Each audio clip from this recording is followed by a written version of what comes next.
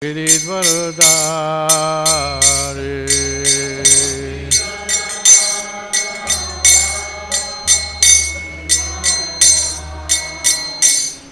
Gopi Jana Vallabha Giridvarodare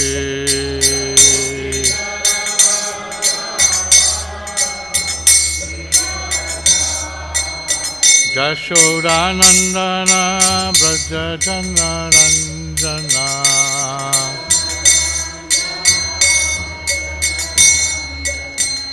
Jashodanandana Brajajana Ranjana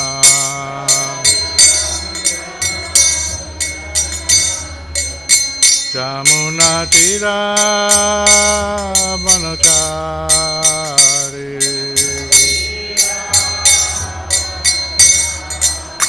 Jamuna Tira Vanachari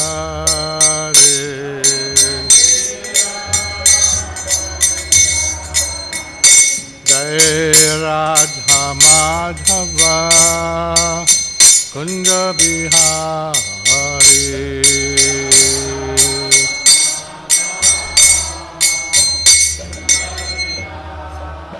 Jaya Radha Madhava Kunja Bihari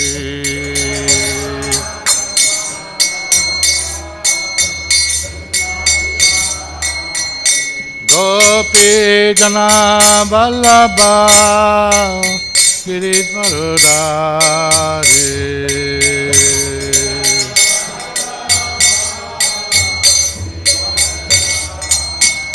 Gopi Jana Vallabha Giridvarodare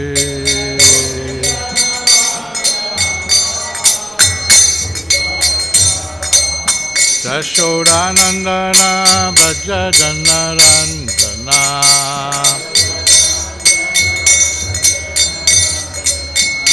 Jashodanandana Brajajana Ranjana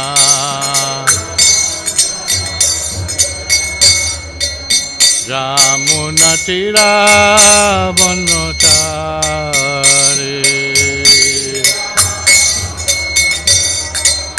Jamuna Tira Vanachari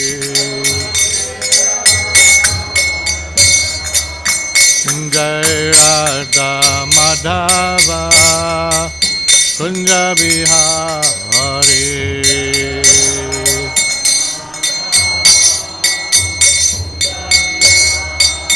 Jaya Radha Madhava Kunja Bihari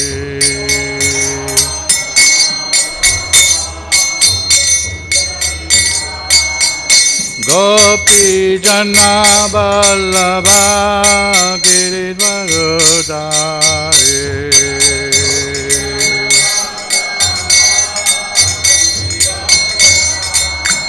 Gopi Jana Vallabha Giridvarodare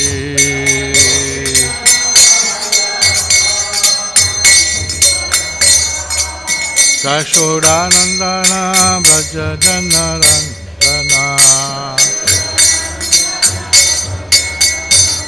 Jashodanandana Brajajana Ranjana Jamuna Tira Vanachari Jamuna Tira Vanachari Jaya Radha Madhava Kunja Bihari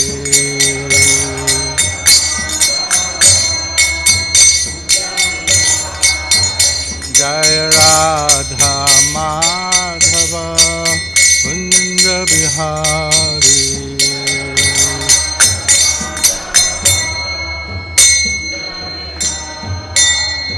Jayam Vishnupad Paramahansa Parivrajakacha Jastutara Satashi Srimad Abhay Charnaravind Bhakti Vedanta Swami Srila Prabhupada Ki Grantaraj Srimad Bhagavatam Ki Gaur Premanandi. Glories to the assembled devotees. All glories to the assembled devotees. All glories to the assembled devotees. All glories to Sri Sri Guru and Gauranga.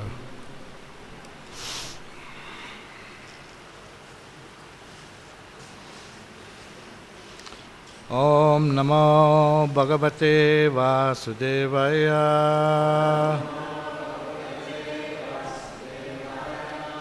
Om Namo Bhagavate Vasudevaya. Om Namo Bhagavate Vasudevaya. Reading from the Srimad Bhagavatam 8th Canto, Chapter 15, entitled Bali Maharaj Conquers the Heavenly Planets. Text 32 to 34, and the board has 34. Yeah. So I'll read 32, 33, and then we'll chant 34.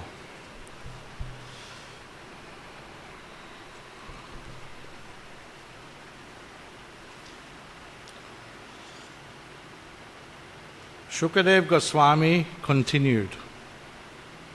The demigods, being thus advised by Brihaspati for their benefit, immediately accepted his words. Assuming forms according to their desires, they left the heavenly kingdom and scattered without being observed by the demons. Purport.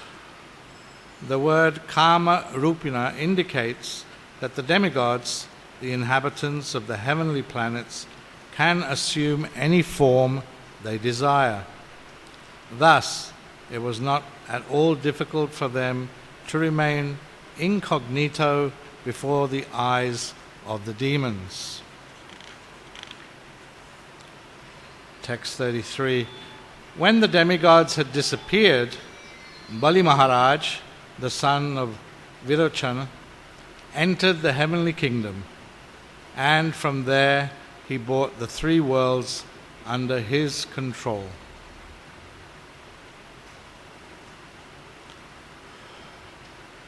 Tam Vishvajainam Shishyam Tam Vishvajainam Shishyam Brigava Shishya Vatsalaha Brigava Shishya Vatsalaha Satena Hayamedanam Sitana Hayamedanam Anuvratam Ayajayan Anuvratam Ayajayam Tam Vishva Jainam Shishyam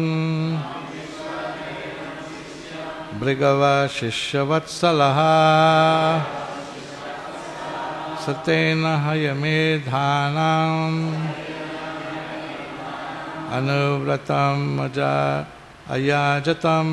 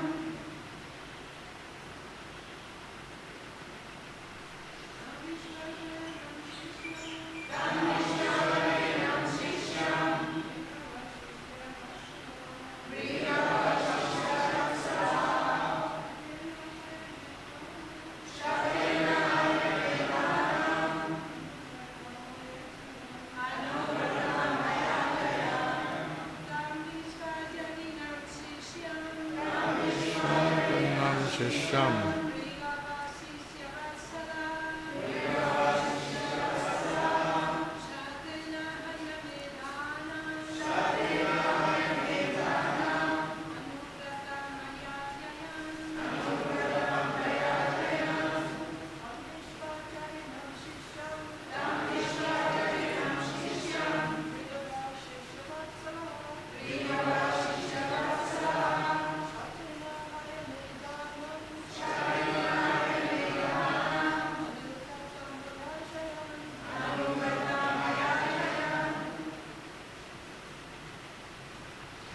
Anyone else?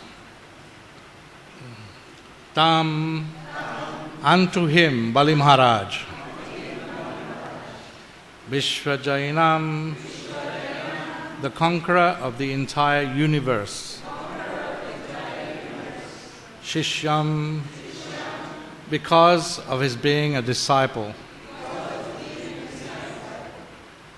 Bhrigava, the Brahmanas, descendants of Bhrigu, like Sukracharya. Shishya Vatsalaha, being very pleased with the disciple. Satena, by 100. Haya Midhanam, sacrifices known as Ashwamedha. Anuvratam, following the instructions of the Brahmanas. Ayajayan, caused to execute. Translation and purport by Srila Prabhupada. The Brahman descendants of Bhrigu, being very pleased with their disciple, who had conquered the entire universe, now engaged him in performing 100 Ashwamedha sacrifices.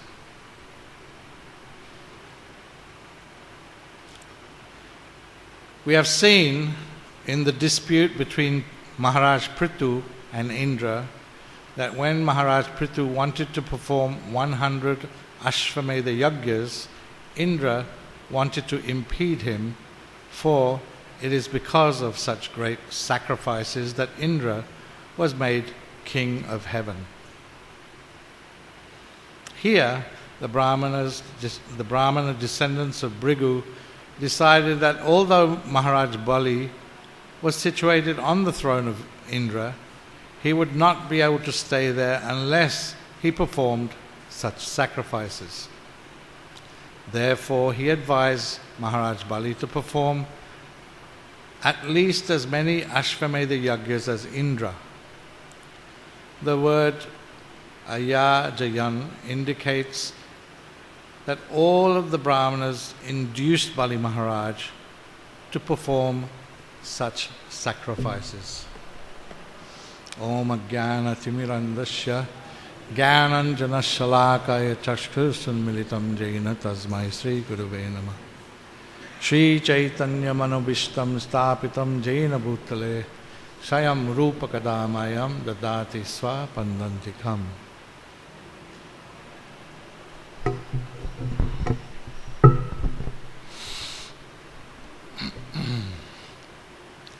Tam Vishva Jainam Shishyam Bhrigava Shishya Vatshalaha Satena Hayamedhanam Anuvritam Ayajayan.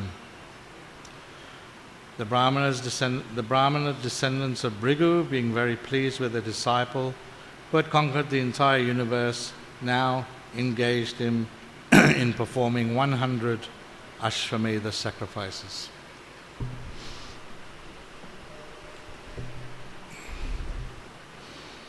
This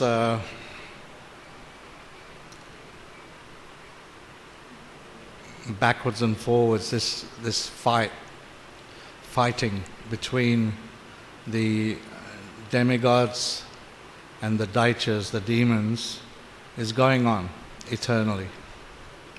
And this is another example of that. Bali Maharaj, although we know him to be a special kind of demon, he's the leader, the king of the demons. He's the grandson of Prahlad Maharaj.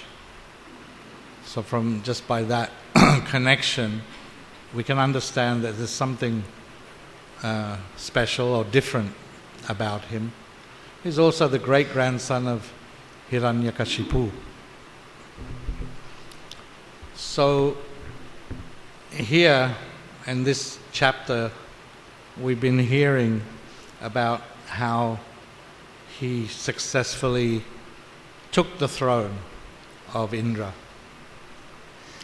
And there wasn't even any fight, because they just realized that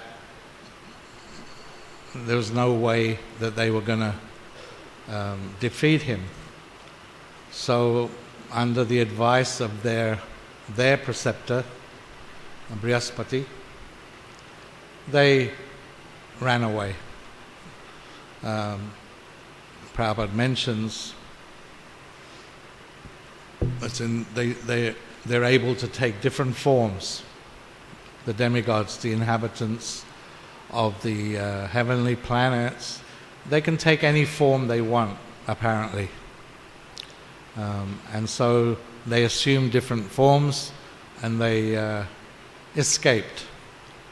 And so, unopposed, Bali Maharaj was able to take the throne of Indra, and from there he subdued the three worlds.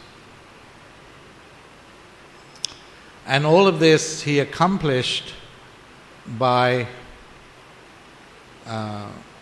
serving and pleasing his spiritual masters.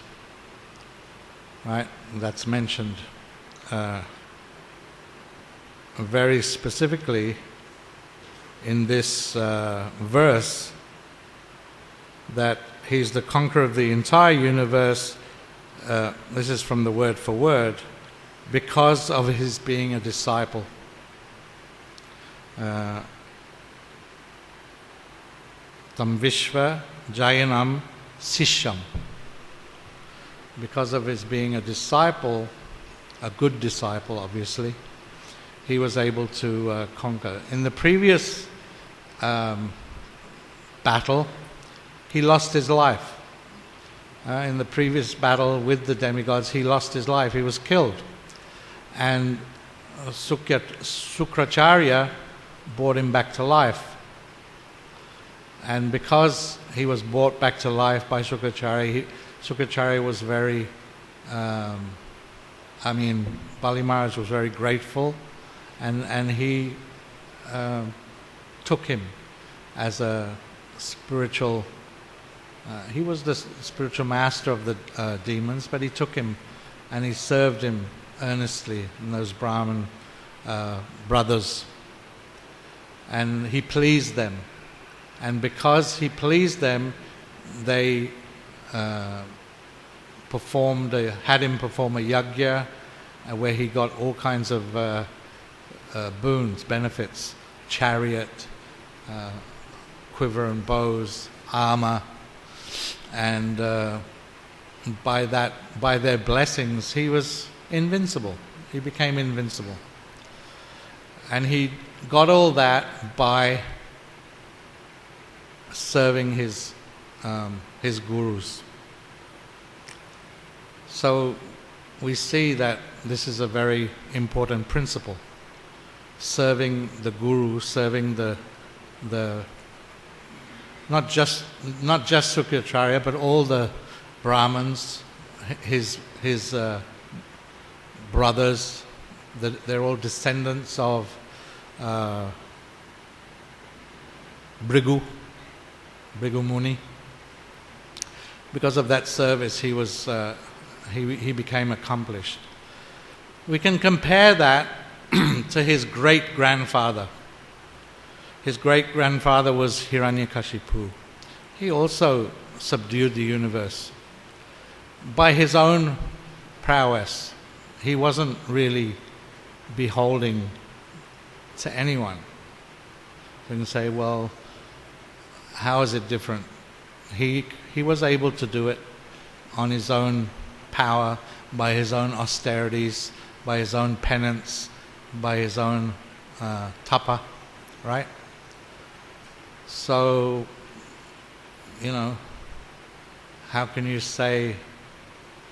how can one say that it's you need to serve, you need to be blessed? But if you look at the consequence, the result, what was the result of Hiranyakashipu's activities, and what was the result of Bali Maharaj's activities? Totally different. Hiranyakashipu was vanquished by the Supreme Lord. And Bali Maharaj was also vanquished by the Supreme Lord. Vamana Dev will read. But in a different way. Different result. There was a different result of the two activities. So that's it's a very important lesson for us, that he got all this because he pleased his gurus, he pleased his spiritual preceptors, and therefore they gave him all blessings and made all arrangements for him. And even now, in this verse, it's describing how, he had the seat, he got the position that he was looking for, but they didn't stop there. They said, oh no, now you have to do yagyas, more sacrifice. Ashvamedha yagyas, 100 Ashvamedha yagyas, if you want to keep the throne, in order to maintain your position, in order not to fall back, you have to do these sacrifices. So they induced him, they advised him, and of course, because he was a sincere follower, a sincere disciple, he did it. He engaged in that work. So yeah.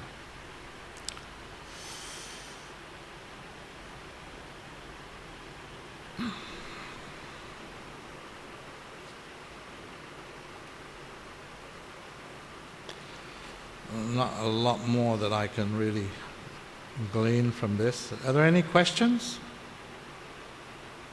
so far?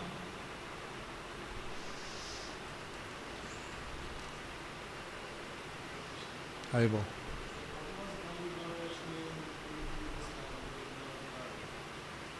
Bali Maharaj. Same. It was Bali Maharaj.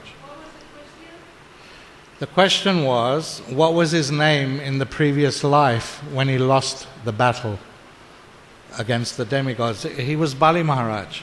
He was the lord of the demons, and they had their, as we mentioned, they're constantly battling, and he was determined. He wanted to. I guess he wanted to take the same position his great-grandfather had, right? His great-grandfather was the supreme. He took over the universe, more or less, right? And he wanted that position.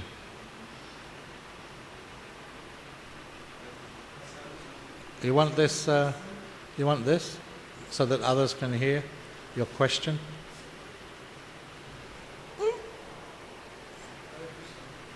I think you need to turn it on, the switch. Hare Krishna. So the second question, in the case of Bali Maharaj, you just mentioned, though both were vanished by Krishna, and in the case of Bali Maharaj, he had the intention, he was a devotee, and why did Krishna, in the form of Vamana Dev, decide to kind of take side with the demigods to banish Bali Maharaj from heavenly planet in favor of the demigods? I don't know if you understand my question. Why did, if I understand your question, it's Yes, why did the Lord... Yes, in essence, Krishna is taking side with the demigods to trick Bali Maharaj to take over the heavenly planets back to the demigods. Yeah. Yeah, that's what Krishna does. He's always on the side of the demigods, the devotees, against the demons. So Bali Maharaj is, although we see that he's a devotee, he's the grandson of Prahlad, still he's the king of the demons. And the demons are in control of the universe. So it's not a proper situation. They're not supposed to be. Right? It was a requisite for him to attain that position. You'll see that in his next life he gets that position. As we read on, you'll see that in the next Manvantara, he gets the position of Indra, Bali Maharaj. But this is not the way. In the fight between the demigods and the demons, the Lord always steps in. On the request of the demigods, he always steps in to make an arrangement. He did so when Hiranyakashipu took over. He came as Nrsingadev to save his to keep the word of Prahlad Maharaj, and to vanquish Hiranyakashipu. And in the case of Bali Maharaj, he also came. He did it in a different way because of the personality. He tested him. He tested him by appearing there as a Brahmin, a little small Brahmin boy, sometimes called a dwarf Brahmin, sometimes called a boy. And he asked him for a boon, you give me 3 steps. Right? So, again, he vanquished him by a trick, if you like. Little boy suddenly becomes huge and is able to cover the universe with 1-2 steps. And then said, you gave me 3 steps. Where's my 3rd step? You have to give me 3 steps. And Bali Maharaj said, put his head down and said, put it on my head. Right? So that's a different kind of outcome. That's the different outcome I was talking about. The difference between his endeavor and the endeavor of Hiranyakashipu, his great-grandfather. Right? So the result was different. In one, he was torn apart by the Lord. And in the other, the Lord placed his foot on his head. Would you like that? Would you like the Lord to put his foot on your head? Realization. Huh? That will require some level of realization to be able to understand why I have to submit to that extent. Yeah, I can't hear you properly. I can't understand what you're saying. Sorry. But you would like the Lord to put His foot on your head, yes or no?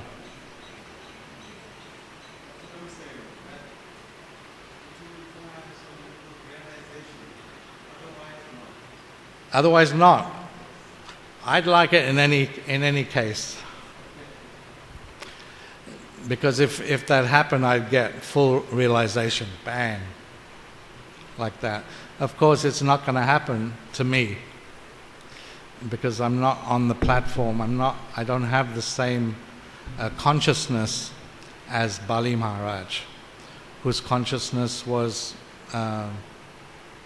purified. He had a pure consciousness, and he actually defied his own guru. You mentioned that he did the 100 sacrifices. He got the qualification. He already had the throne.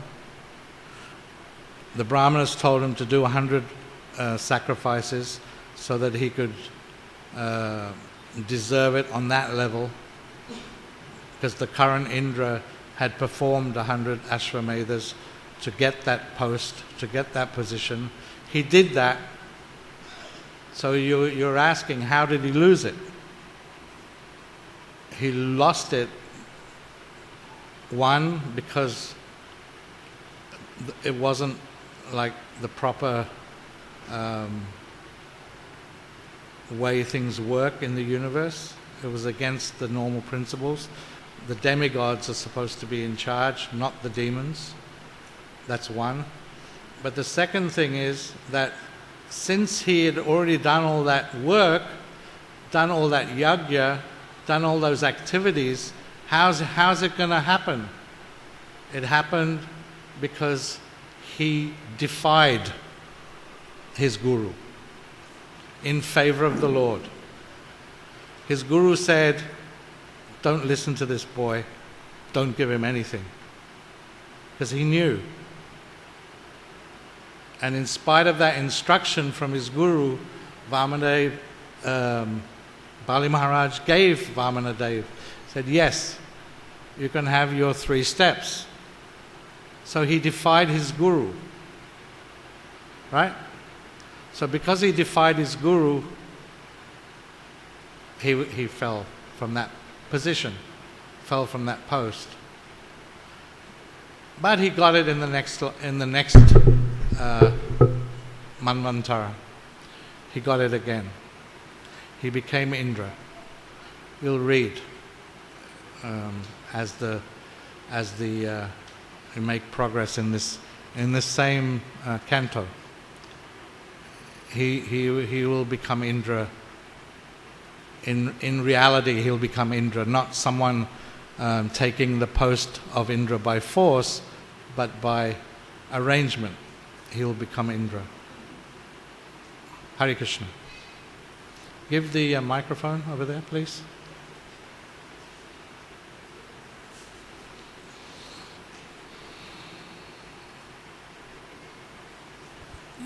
Hare Krishna. How can Bali Maharaj be a demon and a devotee at the same time? It sounds like a contradiction. Either you're a demon or you're a devotee. Really? Yeah. Is it true? Is that your experience?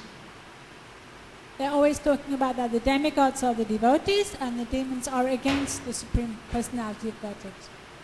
He was born in the family of Daityas, just like Prahlad Maharaj was born in the family of demons, correct? Yes, but Prahlad was always a devotee. And Bali Maharaj wasn't? I don't know. You don't know.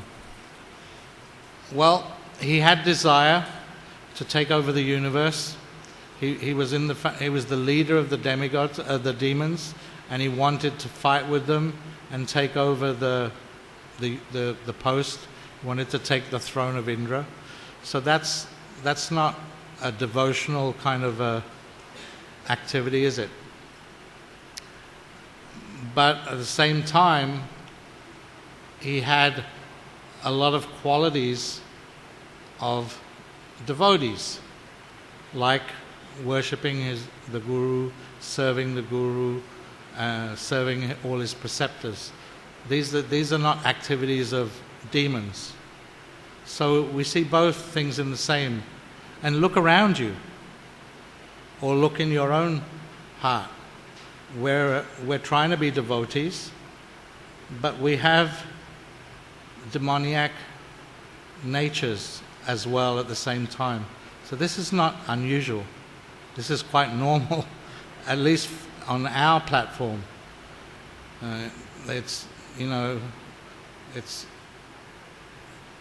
I think the example, or one of the examples given, is of a rail track. There's two tracks there, and together, it's going on together, side by side, until our consciousness becomes fully purified. We have demoniac natures, and we're aspiring to be devotees, so we're doing devotional activities, we're trying to purify ourselves, we're practicing sadhana bhakti. Both things are going on. So he's a big personality, no doubt, but we see the same thing happening over there, that he had all these materialistic desires. He was the head of the demons, he was the king of the demons, born in a family of demons, but he was the grandson of Prahlad Maharaj. So there was something different in him. He was trying to... he was doing things differently also at the same time. And the result was he got the foot of the Lord on his head. That's not an ordinary thing. That's not going to happen to normal demoniac personalities. So he wasn't normal, he was more... it was mixed, like we're mixed. It's not unusual. Like I said, look around you. We're all in that position, well, most of us. Yes? Correct or not? Prabhuji.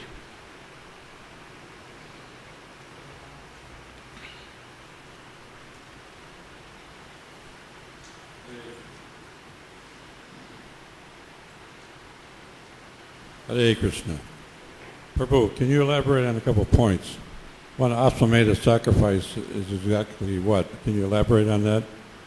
Is it a horse sacrifice where the animal is killed and rejuvenated?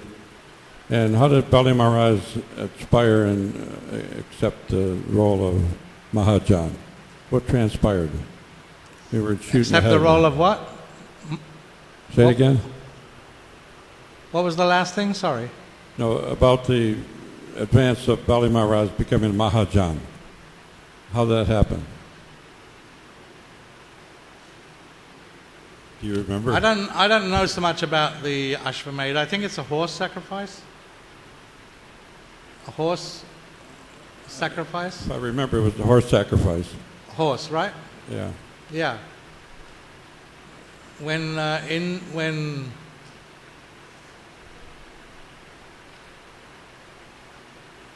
what's his name? Yudhishthira.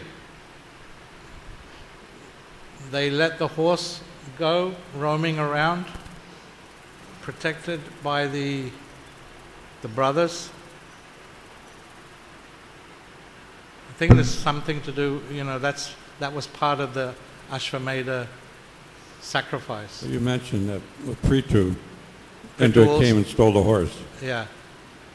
Yeah, Indra stole the horse. So the part of the sacrifice is first the horse is allowed to wander and no one should interfere with it. And usually there's people to make sure. That was Arjuna and they were doing that in Yudhishthira's case.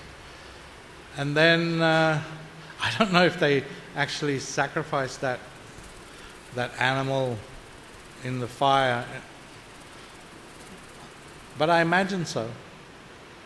It's rejuvenated and they gets a new body, younger body. Yeah, I imagine so. like I said, I don't really know much about it.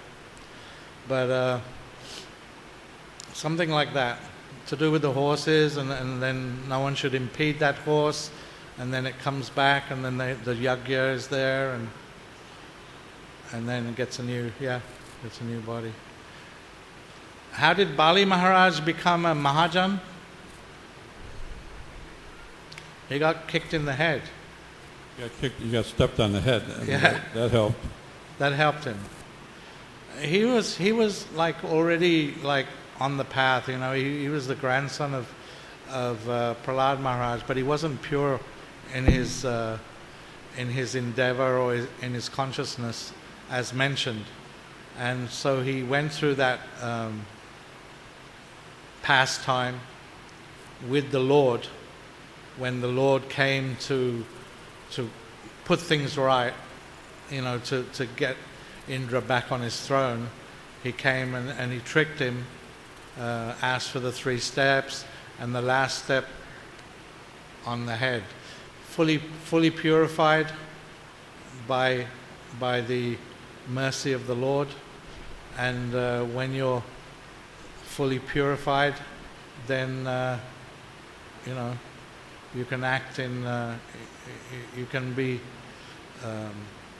Mahajan. You can be someone who's worthy of being followed. So I think that was the telling, you know, the point of final surrender. He surrendered to the Lord as soon as he approached him, even though he was just a small boy. You know, he immediately surrendered to him in spite of instructions from his guru. It doesn't say that he knew it was the Lord. It was just, you know, he was enamored by that boy. And but then the Lord blessed him by placing the 3rd step on his head, and then full purification results. Was awarded a position in another planet, and Yeah. planetary. I believe Sukacharya went with him.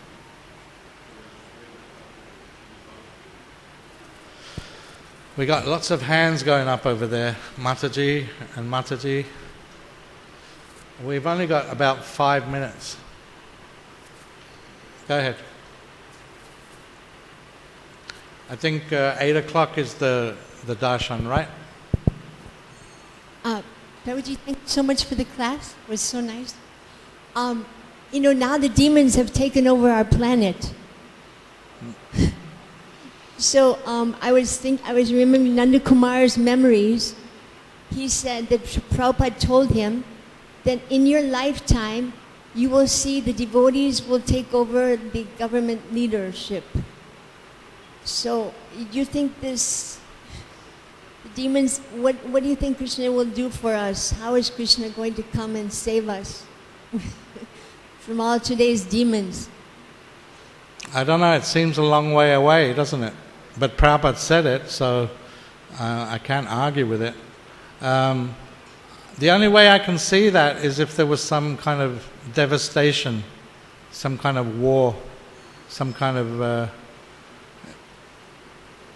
something like that. It's actually, I mean, I just happened to see some Nostradamus predictions for this year, 2018, and he did predict a war here apparently in this year, world war, and he also predicted lots of natural disasters like this. What was that? What's that?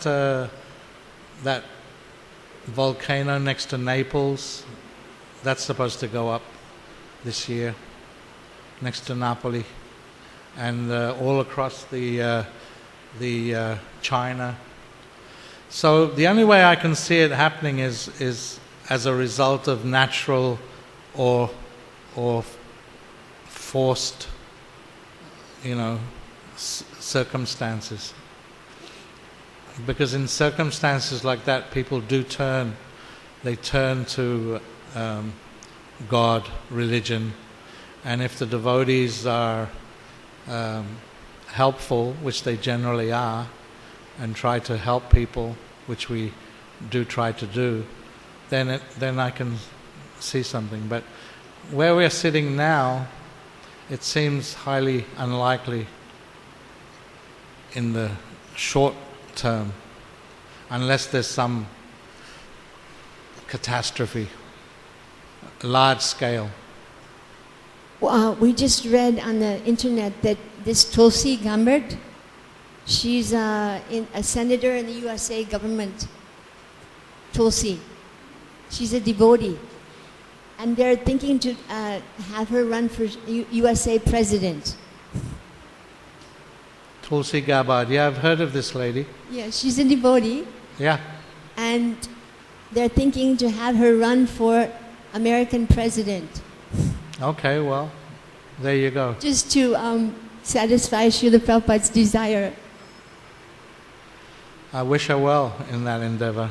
But who knows? Hare Krishna.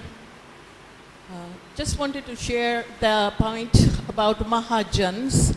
If you look at each one of them, you can see that actually they are upholders of religious principles, and they make sure that the affairs of the universe are carried on nicely, including Bhishma, Lord Shiva, the four Kumaras. Plus, they also have the key, which we say that the boat to cross the ocean of material suffering as well. So it's simultaneous work. If there's any trouble, then these are Mahajans are there that living entities look upon. All glories to the Mahajans and all glories to Srila Prabhupada. Thank you very much.